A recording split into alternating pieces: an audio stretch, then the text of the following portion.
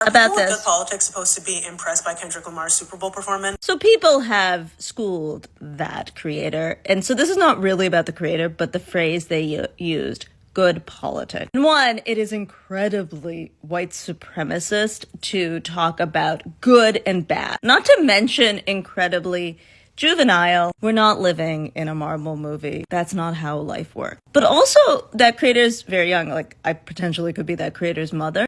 And one thing I would say is I was raised with people who lived through the civil rights era. And I was raised in a city that had a lot of violence. And maybe some of those lessons would be helpful to younger people. There are many people in systems who do work to change them. And that includes entertainers, Sidney Poitier, Harry Belafonte. And then those people talk about other people who work with them to help them in ways that we may never perceive. Their friendship, their activism. When we talk about McCarthyism, we talk about all of the people we will never know who refused to turn people in, who didn't say anything. Change isn't necessarily coming with a revolution. One, revolutions don't necessarily make it better for more people. Two, three, there is no way when you are living through change to know if you are on the right side. If the right side for you is the side that is perfect. Because all those people with you that you think are perfect on your like really radical pipe might have something else happening in their head. When you look back in history at revolutionary, you often find like the guy sitting next to you was actually totally a double agent. But most importantly, if your litmus test of being a good revolutionary is what people think of you on the internet, like you're doing this because you want people to think you're good, you're not good. You're not doing it to change things. And you're not empathetic. And you're not caring. You're self-centered. And you took one too many theory classes and never did anything that makes change.